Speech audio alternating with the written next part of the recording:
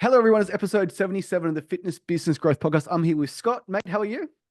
Yeah, good, mate. Thank you very much. Thanks for having me, man. Appreciate No it. worries at all, mate. So you're a very, very special guest. Scott is the proud owner of the Down Under Championships in Wollongong, Australia, a massive, massive CrossFit style event run independently, which brings the best athletes from across the world to the gong, to the gong. Yeah. So good. Yeah, back to Wollongong. So myself and a couple other partners, Rob Forte and Mel Robinson, we took over the Down Under Championships several years ago. This is our third year now, and we decided that Wollongong was the best place to bring it back after a couple of years off during COVID, a little bit of a hiatus, I suppose, and it was only fitting we took it back to where it started. Awesome. Well, mate, before we talk about the Down Under Championships, I guess where it is today and the upcoming event and some of your guests you've got are coming, I'd love to hear the Scott Williams origin story in regards to you've been in the industry for a long time. We spoke about a month ago. I've been 9 years. I thought I was one of the OGs. You're one of the OGs. So, mate, tell us about your CrossFit gym in Canberra, how it started, and how you got into the industry. Yeah, so I've got a CrossFit affiliate in Canberra called CrossFit SFS. I'm into my 13th year here in Canberra. That's just CrossFit alone. I've been in the fitness industry now for close to, well, probably 32 years, showing my age there. Mate, But so I'm yeah, I'm 35. That means you started in 1992. yeah, before you were born, I did. So I actually started working for the NRL back in the early 90s or mid 90s. I still am, sorry, a strength and conditioning coach, but I used to work for multiple NRL clubs Okay. down the Riverina in Wagga was where I sort of started in the fitness industry. And the clubs from like Canberra Raiders, St George Dragons, West Tigers had little like young 14, 15-year-old contracted players. Hmm. They never used to go to the club. They just stayed in their hometown, and the clubs would send me the programming and I would facilitate the programs for the kids. They'd come and see me a couple of days a week and I would And train them from there. And obviously, you got your Cert 3, Cert 4 in fitness. That teaches you nothing about strength and conditioning.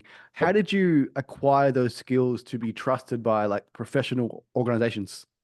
Just years in the industry, I think. And, back in the late 80s, early 90s, it wasn't a huge amount of, people involved in the sport like there are these days, clubs barely had strength and conditioning coaches. Now they've got, multiple clubs have multiple strength and conditioning coaches. So it was probably, to be honest, it was a bit more of it was sort of handed to me, I suppose. There was a gentleman in Wagga who was involved in the NRL.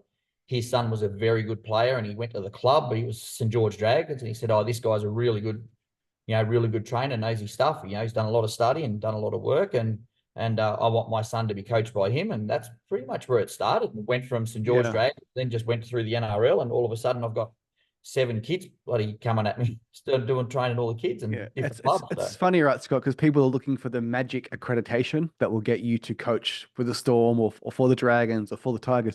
And it's just literally time in the industry. You yeah, cannot become a good strength and conditioning coach until you've seen the injuries, until you've seen the roadblocks. So give me yeah. a story of like someone that you have coached where they came in, maybe they had one skill they were lacking from strength and conditioning, and like what did you do to that person? Like how far did they go? Well, obviously, for the back in those days for the NRL, it was just based on everything was you do your training built around the basics of strength and conditioning, which is pretty universal for most sports. But then you've got to sit there and look at okay, I had two halfbacks, I had a 5'8", I had a fullback, and then it's a couple of the smaller guys, the two halfbacks in particular were not huge in stature. I suppose not many of the halfbacks are, but it was Yeah. just learning about structure for their positional play and how can we get the maximum output for that set position. We need to be strong. We need to be, they need to be fit, fast, and agile to be in that position. And a couple of the lighter guys were just lacking in, being strong enough to, hit as hard as a 100-kilo guy. Like these guys were 75, 80 kilos ringing wet. And, Yeah. so we developed some, certain power movements to help develop their strength, mainly for tackling. As the big guys used to just run at them and try and run over them, so Yeah, I we played spent a AF. lot I of, played AFL my whole life, yep. and I remember Cool. I played for the Terrigal Avoca Panthers, and it was like a running. It was like a running joke that our club was allergic to the gym because no one went. Because I guess I guess so much has changed about strength and conditioning in regards to like what is it actually for, and there was a Yep. huge belief around it: lift weights, get slow for a long time. For a long time, right? Yeah, that's right. Yeah, but to be honest, it's you want to lift heavy, move fast, be fitter, faster, and stronger across every domain. And you don't want to be, and you see it in the AFL. I was fortunate to go to the Sydney Swans for a little while and have a look at their program and be involved in that. And it's all about how fit can they be, how strong can they be, how fast can they be. So you look these days, and players can play multiple positions without any dramas. You know what I mean? And that never used to happen. If you were full forward, like Tony Lockett was there when I was there, and Tony played full forward. That was it. Did not move. Yeah. You know what I mean? Yeah, it's amazing, mate. So when we played for Terrigal, we played the Newcastle competition. We played the Cardiff Hawks, and Isaac Heaney was playing. And we were playing first grade. I was pretty average. He was 14 or 15 years old, and he debuted in like first grade Cardiff that year. And you just knew instantly, this guy's going to make the AFL. And it was just his hands, his coordination, his speed, and his strength. And when I was growing up doing AFL, I was a centre half forward, and I was like standing in the goal square, put it up. And the game's just changed so much. I literally couldn't keep up with the speed. I was too slow. Yeah, they've gotten quicker and quicker. When I went to the Swans, it was when I got there, I was shocked at how quick. And I looked after the ruckman and the forwards and rehab program, and these guys they're super fast and they're covering a lot of distance. You don't expect it. You look at him and go, oh yep, he's big, but he'll be slow. They were quick. Yeah, it's that first 10 meters, mate, pushing off the mark is just unbelievable. Yeah. Crazy how it's all moved and molded and changed over since the 1990s when I first started. Well, mate, the center in the basketball, no more. They're shooting threes. Mate, they're better at 3 points than half the point guards. Yeah, that's amazing. So, mate, you transitioned from, I guess, being a strength conditioning coach, and this is what I really want to get into. It's what I think our audience will really enjoy: the fucking explosion of CrossFit. Like, did you see it coming? Were you ahead of the curve? Like, I guess so. I remember like it was yesterday. My business partner Mitch, obviously Mitch, he loves CrossFit. Like he's watching all the games, the regionals, everything. He showed me this video in 2006, and it was like, this is CrossFit. And it was these people running through the mud with like a Slipknot song on, and it looked like the scariest thing on earth. So, like, I guess what was your first introduction to the CrossFit world? I actually moved. I was working at basically it used to be called the AIS in Thredbo, and I moved to Canberra to start working at a gym here with a national franchise. And I was just bored of training at the gym, and I went to play AFL with a local club, and one of these guys said, "Oh, you need training. Come and try this new thing. It's called CrossFit." And I've gone, "What is that?" He goes, "I'll meet you at the school, and we train every morning 5 a.m. So next Monday I rolled on into, and then we sat down on the little old computer back then, typed in CrossFit.com and looked up workout of the day, and didn't know you're just sitting there like, what is going on? Obviously, I had a really good understanding of movement patterns and particular things for sport, and so I was able to really help the other guys because they were just training for fitness. You know what I mean? So and what year was this, Scott? What year? Oh, geez, that was when did I come out? Maybe 2003, 2004. 2003. Very early on, and then I went and did here in Australia, and then I thought once I started, I got hooked, and I got, this is great. I started. I got a little bit out of shape. I had a couple of years off everything, and I was like 114 kilos. 114? Yeah, I got quite out of shape and let myself go. And then I started in the CrossFit, and I thought, F this, I can't be like this anymore. And I think I sit about 84 kilos now. So I looked at it, going, there's something in this. And so I went and did the CrossFit.com, went and did the level 1 back in 2007, maybe 2000. I did the second ever course in Australia. Might have been 2008, I think. And then I just gone, this is what I want to do, and sort of gave up pretty much Globo gym work ever since then, and so transitioned out. No more bro split, no more chest Mondays. Well, funny that I actually bought into a gym, like a gym chain with another couple of guys, and there was one CrossFit gym here in Canberra at then, and we had our weekly meetings. I said, check this out. This is the future of fitness. We need to facilitate and put something in our facilities. We had a big Globo gym, we were certainly big enough to take half the space and make it a CrossFit area. And boys weren't too keen on it, but we ended up building our own, a separate facility back in the early, I'd say 2010, maybe 2000. Yeah, it would have been 2009. What made you think it was the future of fitness? Just looking at it, it made sense. Like people were getting bored of just doing the Globo gym stuff. All that, you could see Les Mills had been around forever, and just I don't know. I've always Mate, been. I, I'm a pie in the sky. I did my Cert 3, mate. I had to teach a body attack class. It was the most embarrassing moment of my life.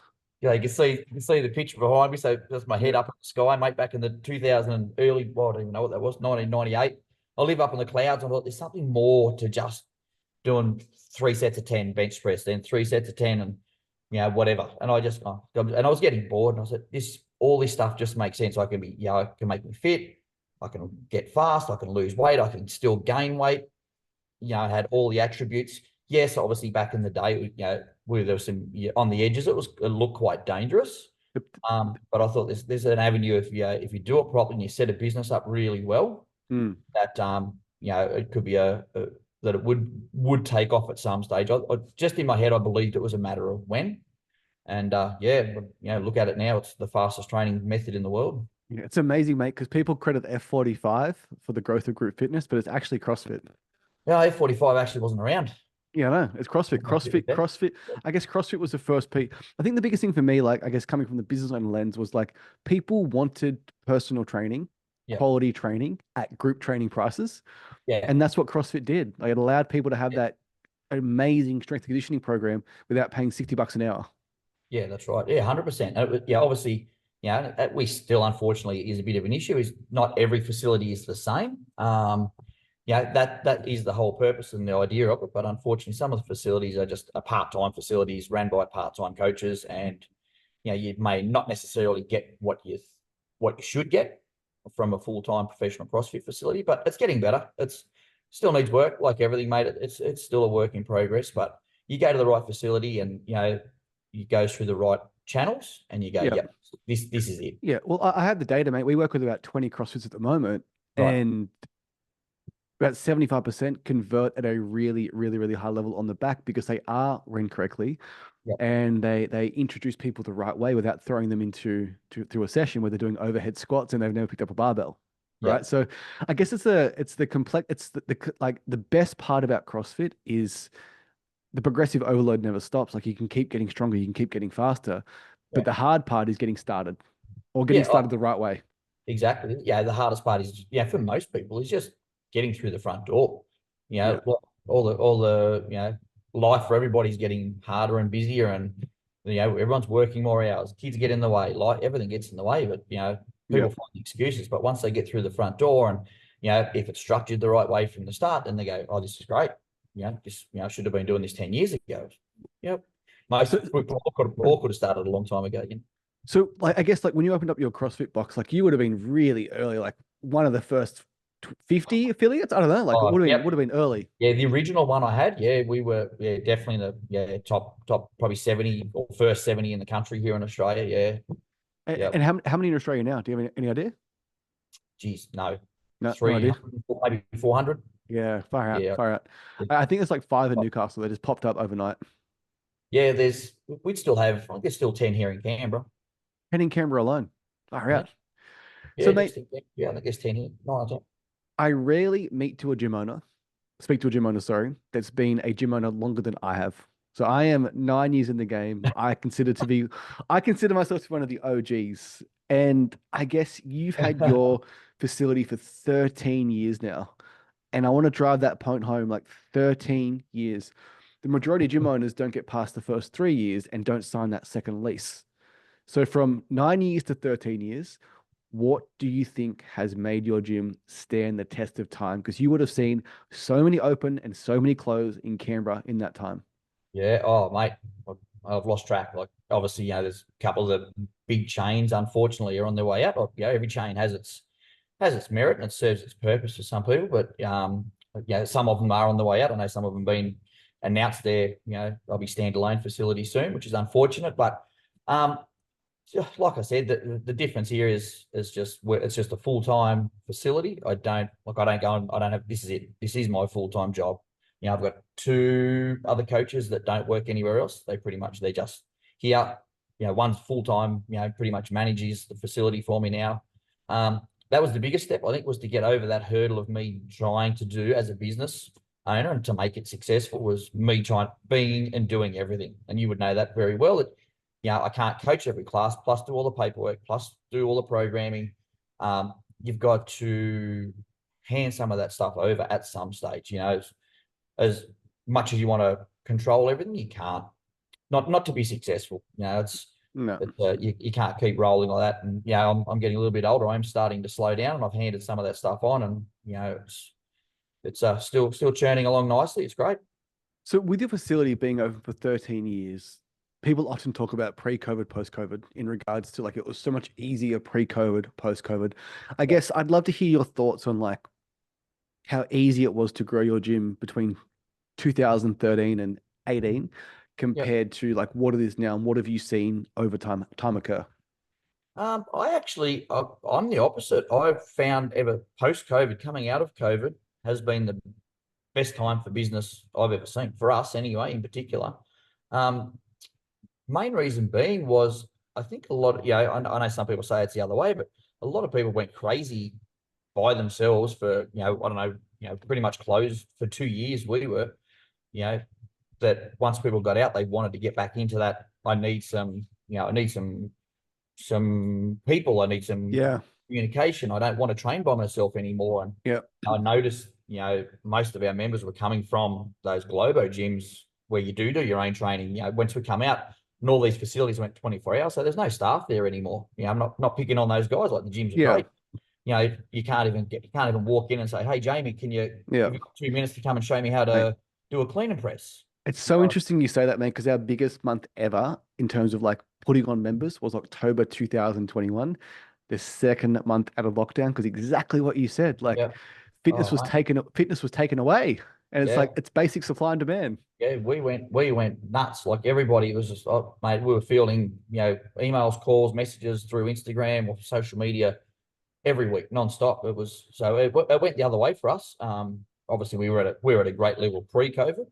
And I think testament to setting up a great facility. I had a great, database of members who didn't want to lose their second home, I suppose you could say. Yeah. And yeah, we come out of COVID that about the same, that early, as soon as we got back, within a couple of months, it just went bang.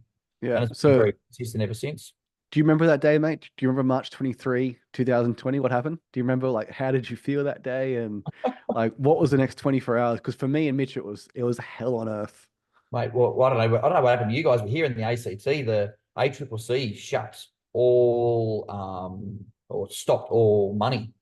So I just went from, bang, right, everything shut, and the ACCC cut all the finances to gyms because you couldn't provide a service. Yeah. So So it was, we were with Debit Success, and I'm still yeah, dirty. They paused all of our debits overnight, yeah, and we were same. still providing the service online. And then we Yeah, went with Whatify. Shout out Whatify, and never went back. yeah. Well, I was with Easy. What was I with? Anyway, Easy, yeah, but whatever it was. But well, we had to submit letters and go through. Didn't have to go to court, but to prove that because we were still running 4 or 5 Zoom classes, I'd sent out weekly programs. There was an online program on our app that they could just go open up and go, "Oh, here's your training." So, Yeah. and then we had 3 packages here for the members that they could do. Package A. So my gym was empty, so I hired everything out for those that kept their membership going Yeah. whilst COVID. But yeah, it was I forgot about that. We had like 48 hours of people come get their barbell and their just hectic, plates. wasn't it? Yeah, it Yeah, was, it's it was a crazy. tough time for sure. People come Yeah. there, what, package 1, package 2, package 3, and Yeah. yeah, I uh, guess the ACCC, they just put all, I guess, box gyms in the yeah, same field as 24 hours. They couldn't operate. So I get it, but yeah, at the same time, yeah. it almost crushed us. It was so hard. Yeah, yeah. Like I said, very fortunate. I had a great membership database, and I think they were putting money directly into my account within a matter of days once they knew what was going on. So Yeah. yeah, But I said to you before, 13 years is pretty rare. And you gave me a very humble answer. Oh, yeah, like we have good coaches, but like 13 years is a lot longer than 3 years. So like obviously there's generating leads, there's sales, there's a front end of the business, but you do not last 13 years without having an amazing back end. So short of your world-class facility, how have you kept members for so long? Because I know there's not enough people in Canberra to burn through the audience. I know that for a fact. So like, how have you done it? I'm gonna customer service, attention to detail goes a long way. Like, I don't think there would be too many members here that I wouldn't know either their husband or wife or partner, I should say, or their kids. Some of them I know their dogs. You need to know their story, and it's that, you know I know, and I'm still pretty bad with this sort of stuff, but you don't turn up the gym for 5 or 6 days. It might be just hey Jamie, everything okay? Where are you? What's Yeah, going on? Can I help you with anything? Whatever. Because sometimes people go away on holidays and they don't tell you, but it's just that I think it's just customer service, and my biggest thing with all my coaches is first time you walk through the door, and it's you would know this from a sales point of view is everyone has to say your name at least 3 times in that first session. Hey Jamie, got to know your names, most important part. From that day 100%. one, it really does make a big difference for doing the basics really well. It's Yeah, it's not even the coaching. You know what I mean? It's people just want to feel like they belong somewhere, feel like they are being noticed and they're getting recognized, when they do something well. And, you know, we all like to hear our own name when we do yeah, something. Well, hey, Jamie, great job. yeah, Well done. Whatever that may be. And yeah. just that, attention to detail when they not just when, and it's not when they just first come to the gym. Like it's, you know, Ongoing. It's forever. give credit where credit's due. And, obviously, of some of my guys I've had here for 17 years, and, they'll still get the praise when it's due. But, we're probably a little bit harsher on some of these guys these Pick up days. the ass. Like if, Yeah, if it's shit, it's shit. yeah, Better, Jamie. Don't do that. You know what I yeah. mean? So I'd be lying to say that all of our CrossFit partnerships that we work with has been as successful as yours early on. And the number one issue we face with CrossFit gyms when we sell people into their gym is their onboarding is typically terrible. And I'd love to understand like what happens when we send you a client. Like what does the next 24 hours, 36 hours, what does that first week look like? And how do you take that person from effectively cold traffic on Facebook into someone who can potentially be there for years and years and years? Yep. Well, I don't wait for starters. I don't wait 24 hours. So every single lead we've had from you guys in the last, what's been a week and a half, I will try and contact that person within an hour, maybe two. If it's overnight, it's the first thing next morning. That's on my list of bucket list to do is I will call them personally, each individual person, and welcome them to the gym. I will try and just get a couple of minutes to talk so I can hear them, listen to how they speak, and then I can allocate them to a trainer. I think one thing that really separates us from most CrossFit is we don't do like group foundation stuff. We do all of our stuff one-on-one. Yeah. So when they come to me, they'll either start with me, and I'll book them in with a set time with one of the trainers. There's something special too about like I know it's not always possible, but to work with Scott, the owner of 13 years, you have my one-on-one undivided attention. Like there's something in that. Yeah, and it doesn't need to be much. It's just CrossFit. We still roll through the 9 foundations, which is fine, and we still present that and teach that at the first session every single time. That gives us just a real basic, or one of the trainers a basic opportunity to. I don't know who Jamie Rich. Let me have a look. Okay, how do you squat? How do you dead? How do we move? We do like a little screen analysis of posture, mobility, what's our overhead position like, and then we can start piecing together. I don't need to come to the class tomorrow on overhead squat, but you can't. You're like this, Yeah. Yeah. What are you there if you can't do those things? You know what I So mean? when we send you a client, can they book in? So when they book in a time, do you try and get it to suit them? Do you have mornings, mid mornings, afternoons available? Like how do you book them in? Yep. Yeah. So I've just got a list of my coaches' availabilities, and then I try and guide them a little bit in regards to, but I'll give them options. Yeah. What have you got? And they'll say, any Yeah. morning, night trainer. Do you have any time? Do you have any time during the day? And then Yeah. we'll sort of, I'll try and manipulate it that it sort of suits us both. They might want 5 a.m., which is Yeah. that's the busiest time of day for me. So I can't do anyone at 5 a.m. You know what I mean? So it's Yeah. could I you think like this morning? my biggest critique of the CrossFit community is we work with some gyms and they have, as you mentioned, a group foundation, and it's Friday 8 p.m. I'm like so do you You, like I don't think you won't realize how hard it is to yeah. take cold traffic into a membership and then they have to come Friday 8 p.m. Like, come on, mate. I'm not coming, but No. look, the issue, not the issue. The good thing about the one-on-one, it's hard. Look, if we've got cold people that may never have stepped foot in a gym, like one of your guys come to me this morning, like this girl's going to be fantastic. Like, oh my God, she's lying to me. She said she's never trained. She's been in Globo gym, but she's never really done CrossFit. But this girl moves ridiculous. But Yeah. I've broken the ice. She met, even though it wasn't the front door this morning because I was already in the gym. But I've come in, met her at the front door. I've taken her through that. you don't have that angst of, oh shit, I'm going into a class of 20 people. I don't know anyone. This is going to Yeah. be weird, and I'm going to feel really awkward. Where Yeah. they come, okay, I'm going to meet Scott at the gym. Hey Scott, how are you? Take them through the front door. If there was 10 or 15 people in the class this morning. As they're walking around, I've had the opportunity to go, oh hey, Jamie, meet Claire. Hey, Jamie, meet such and such. You know what I mean? So takes Yeah. that little edge off, so that they've got a little bit, not much, but they've got a little bit of exposure to somebody else in the gym. They might have a chat for a couple of minutes, and when do you? I'm training at 5 a.m. What are you? I'm going to do 6 a.m. I'll meet you at the changeover, and so it takes a little bit of edge off that. Which me personally, yes, it costs me money because I pay the trainers, but I found that to be one of the most effective tools for longevity with your members. You know what it's like. How it's the back end. Members come and go, but the average for Globo gyms is maybe 7 or 12 months, whereas my average here for most of my guys is 2.5, 3 years. Yeah, it's amazing, right? So there's another gym we work with called Punch Love Fitness, and they have a similar thing where before they start in the class, they must go to one technique session. Yep. And just the amount of rapport you can build with someone for 1 hour, one-on-one is astronomical. It's why one-on-one personal training is so effective, because you cannot build a good relationship in that 1 hour. Yeah, that's right. And then with my guys, I'll try and say, if we do, it's at least one. They have to do a minimum one. For most of my guys, we're doing 2, maybe 3 before they're allowed to progress to the next stage. And then that would usually say, if I've started with you, for instance, then we do session 1. Okay, this is our next step. All right, we're going to do another little one-on-one. We need a little bit more technique stuff. Show you a couple of other things. All right, then we'll have a look. But the next session is, so the girl that came in this morning, Claire, I will meet her here at the gym in the morning, and I'm going to take her into the class with me, and I'll be in the class with her. Yeah. So we'll go together, but she moves well, but and it's just that little edge, and I can put her in the class, and we can, if there's 15 people, I can introduce her to everybody within a couple of minutes, and make life a little bit easier for her. So your secret to success is unbelievably great customer service that requires time and cost, but you have to do it.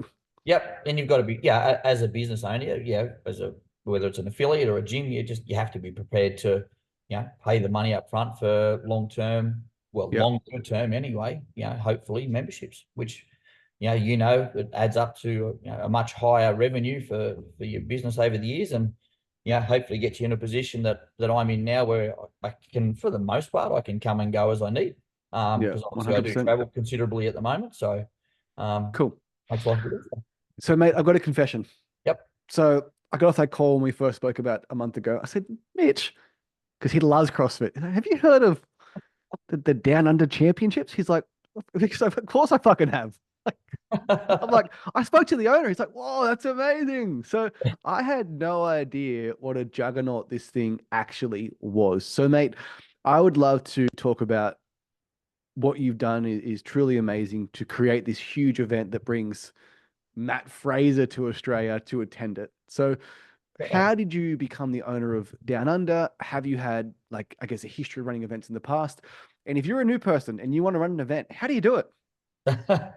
Yeah. Oh, look, I've been doing events for a long time, between running events, hosting events. I MC events all over the country. I'll be heading overseas to MC some events next year. But actually wasn't through myself, Richard. It was through one of my business partners, Mel Robinson. She worked for the gentleman that owned Down Under CrossFit Championship. So for 10 years, it was the avenue to get the Australian and New Zealand athletes to the CrossFit Games. So just to be super clear, everyone that goes to the actual CrossFit Games, they had to qualify at this tournament. Correct. Yeah, back previously, pre-COVID. And Mel worked for them guys for years. Mel also owns another organization called Masters HQ. So her and I, so she's the president, I'm the vice president. So we've been working in that together for a long time. It's a standalone event, sort of runs. And with Masters HQ, I'm guessing it's CrossFit for people in their 40s, 50s? Yep, correct. Yeah, anyone over 35 or 30, they do 30 plus. So anyone over that age, and that's just a specific event, competition, online, and then live show. We just did the Australian titles not too long ago in Queensland. And the winners of those are going over to the Masters Fitness Championships in the US end of next month. That's the one I did last year that I went and won.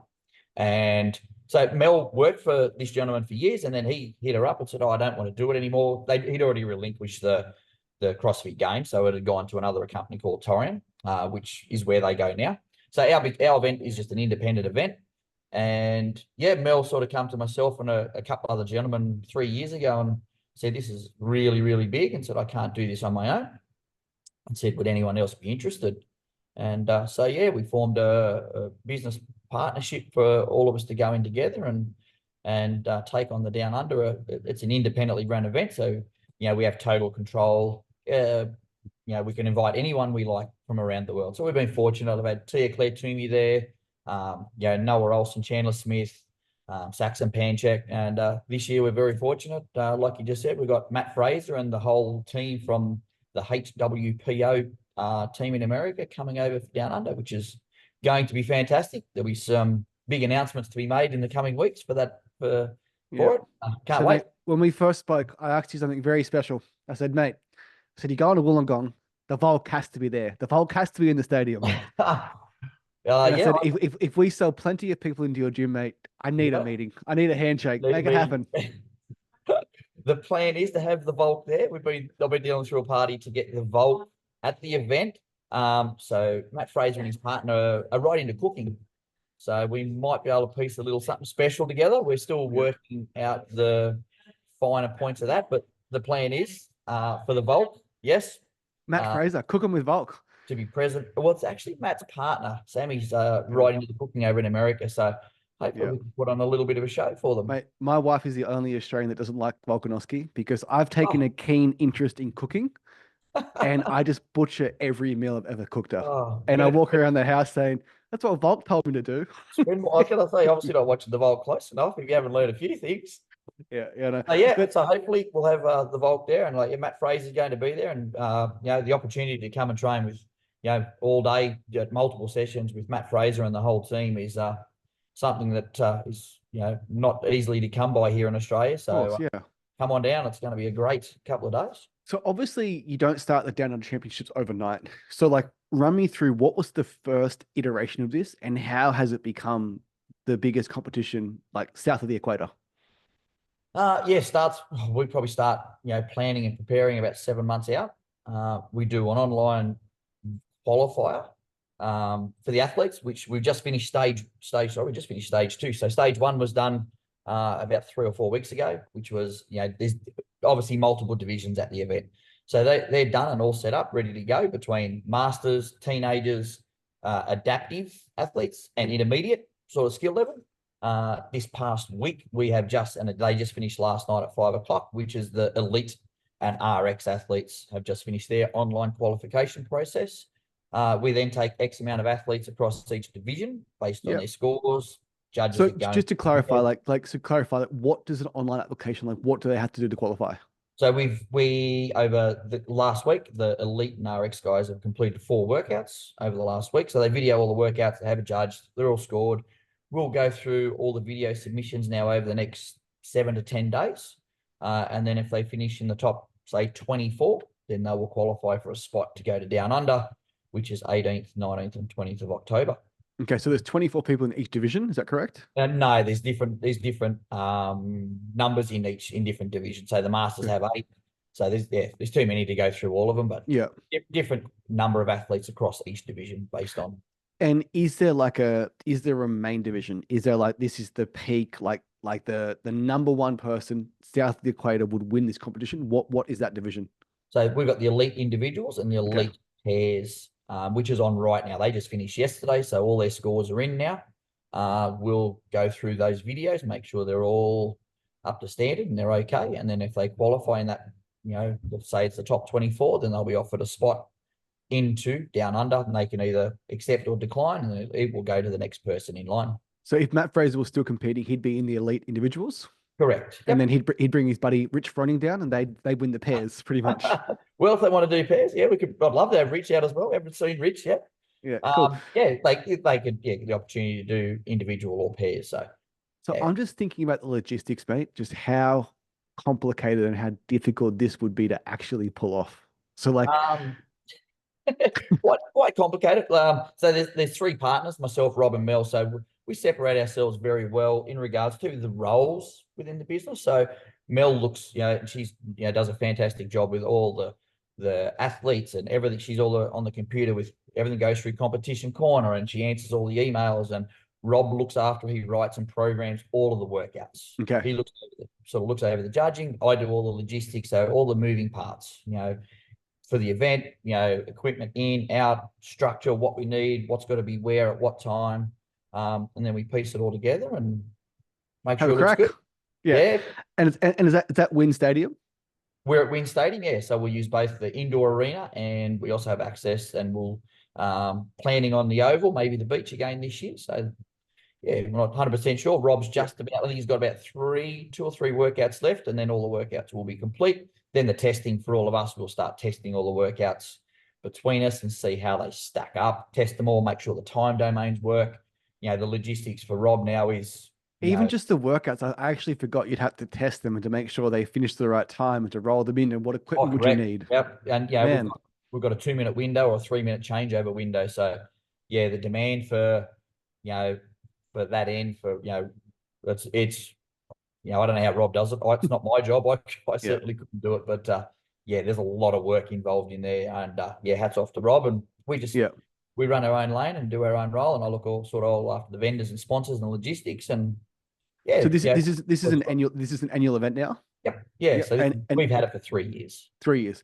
And Yep. what do you see this tournament becoming? Like, it doesn't feed into the CrossFit Games, but do you have the next step? Do you have the like, how do you, what's the future? You told me you're a visionary. You got your head in your clouds. Not if the head in the clouds, and I might be crazy, but in my head, I've had it for years, and obviously CrossFit's going through a bit of a time at the moment. Obviously, unfortunately, they had a nasty incident at the games where somebody, That's terrible. where somebody passed away. But how does it change, and how does it all get bigger? In my head, with the pie in the sky, is obviously I was a tennis player when I was a kid. Is I feel like this could be a circuit.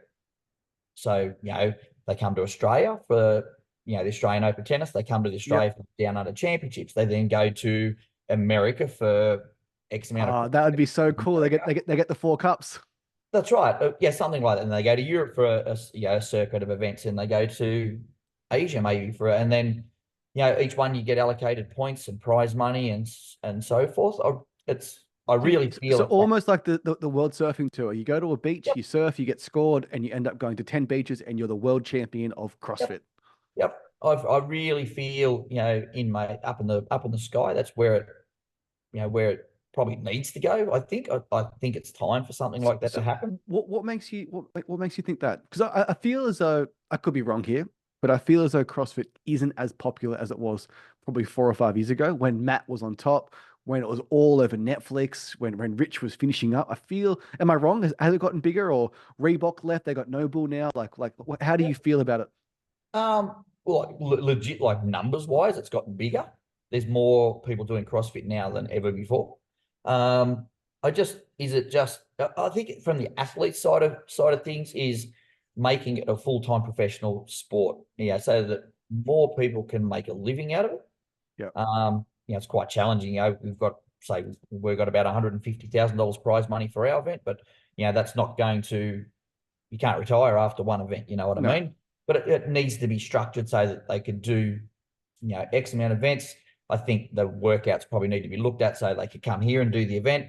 Do they get a month off? Because obviously we've got to keep these bodies in one piece. We need to have an off season to let themselves recover. There's obviously logistically, there's a huge amount of stuff behind the scenes that would need to be looked at. But I think it's big enough now that, there's so many clothing companies and supplement companies, and, there's a lot of money in and around the space. Maybe it changes, I'm also involved in Hyrox at the moment, and these guys are, it's going crazy as well, and they've got it really has taken off, like out of nowhere. There's some major sponsors in behind this, and I feel like we can set more people up if we could make it a bigger circuit for people to make more money. That is a really, really interesting goal. Yeah. So, mate, 3 years in, but I guess I never thought about it like that. Where I guess the majority of CrossFitters, the professional ones, they typically own a box, and the box just supports them to compete effectively. Oh, most high level affiliate, sorry, most high level athletes don't own a box, to be They honest. don't? No? No, not a Is it lot. more, is it more like sponsors on Instagram or? Yeah, they've got a lot of, they would need a lot of help in the back end, hopefully between sponsors and apparel partners, and where these guys would have to be, giving these athletes money to concentrate on their training. Yeah. Yeah, it's a bit like surfers they don't own a surf shop. Like Yeah. golfers aren't they're a pro, but they don't own a pro shop or work in a pro shop. You Yeah. know what I mean? It's amazingly, I guess you call it more of a niche sport, the amount of money on offer compared to like the NBA and the NFL and Oh, the NHL. Because I even like I'm a massive, massive UFC fan, and some of the fighters they get paid 10,000 to fight, mate, 10,000 to win, 20,000.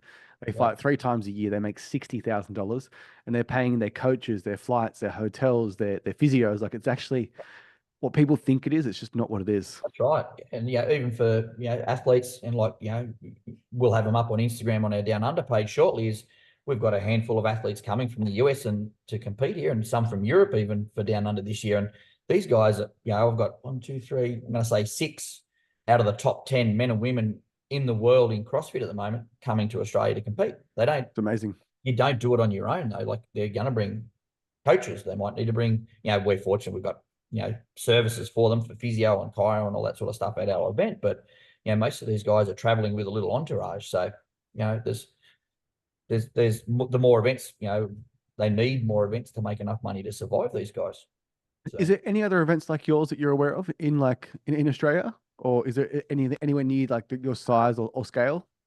uh, not that I'm aware of. I don't know of too many other CrossFit athletes that have made their way over for any other events in Australia. CrossFit have done previously years ago, like a international event where we did Australia versus the US and Europe. But yeah, not so much, not to this extent anyway in Australia. So, we're pretty unique, and it's a great opportunity for people around Australia to make their way to Wollongong and potentially see, and still to get trained. Everyone knows Matt Fraser. To get trained by Matt Fraser, and the man still, between him and Froning are still the two greatest CrossFitters we've come across. And the last 2 years we've had Noah Olson and Chandler Smith, who are Yeah. those that have met these two CrossFit athletes. They're the two of the best athletes in the world, and they are the nicest guys ever. Same, and we've had Tia Claire Toomey, and from the minute we start the event to the minute we leave, those guys are there all day. They will talk to anybody. They're in the crowd. So cool. Yeah, Yeah. it's amazing. They don't have to do that. So how do you train with Matt Fraser? If I want to come train with Matt Fraser, what does that look like for me? Yep. One, they need to get a ticket to get to the event. Yep. And then two, maybe within the next month, we will have like a registration portal open for people to book sessions. They're free at different times throughout the day to go and train with Matt Fraser or one of the HWPO athletes as well. There'll be a few of those obviously coming from overseas that will be announced. They'll be running some of the sessions, as will Matt. Matt will be pretty much at all of them, hopefully, for the most Yep. part. So we'll have that portal or registration application open within probably about a month out from the event, and people just buy a ticket to the event and they can come and have fun and do a little workout with Matt Fraser. And do you have sponsorships available? So, for example, if Fitness Business Consulting wanted to meet CrossFit box owners, do you have like that side of it for sponsorships? Yep. So we've got a little, it's not a huge summit. We've got like a fitness business summit where, we call them vendors or sponsors can come into the facility. They can take a space at the event. We have a whole host of different sizes where it might be just a table and chair. Some people have got, like a big display where they've got to get all their clothes out and all the supplements and all that sort of stuff. So they need, big, 12 meter by 3 meter. And then within that, we're also going to have, and there'll be a, same deal. You book in and okay, from 11 till 12, okay, you're going to come and Matt Fraser might run his cooking show. From 12 to 1, you come and see Jamie from, Fitness Business Consulting. My cooking show, mate. My cooking show. Oh, sorry. Sorry, not you. Sorry, forget about Fraser involved. Yeah, it's just right. me. Cooking with Jamie. Cooking with Jay, is that what's called, is it? Yeah, cooking with Jay. So that will be also at the event over the 3 days, and they can book into those as well. And we've got all the meet and greets for, the host of, Australian. We've got some of the best athletes right here in Australia in CrossFit. The guys did very well. One of the best lives in Wollongong, so Ricky's there. So he's a resident local. We've got Jay Crouch, Matty Sturt, Jake Douglas, So cool. Colton, who was one of the best rookies over for her first year over at the game. So all these guys will be back. You know, a couple of veterans like Royce Dunn and all that. Yeah. So Is it gonna be televised, mate, or are you gonna have like a full?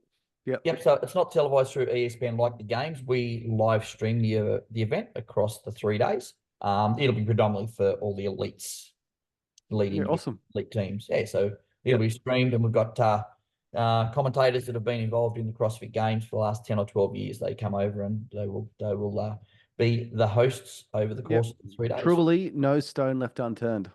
No, got to put on the best show we can. It's a great opportunity for anyone involved in Australia to come and experience something that unless we go overseas, we just don't get to see. So yeah, it's amazing, mate. Mate, you're one impressive person. Your career in fitness is to be admired. I've got a team, mate. Trust me. Since 1992, you've been in the industry, gym owner of 13 years, and now the proud owner of the Down Under Championships. Mate, I want to thank you for your time today. Last thing, mate, if someone wants to get involved in Down Under, either a vendor or wants to buy a ticket, where do they go? Yep, just go to the website, downunderchampionship.com. Everything's on from ticket sales to vendors to sponsors. And like I said, once we get everything set up for training with Matt Fraser and the summit on the side, then all that will be available on the website. Cool, mate. Appreciate your time. Thank you so much, Scott. Awesome. Thanks, mate.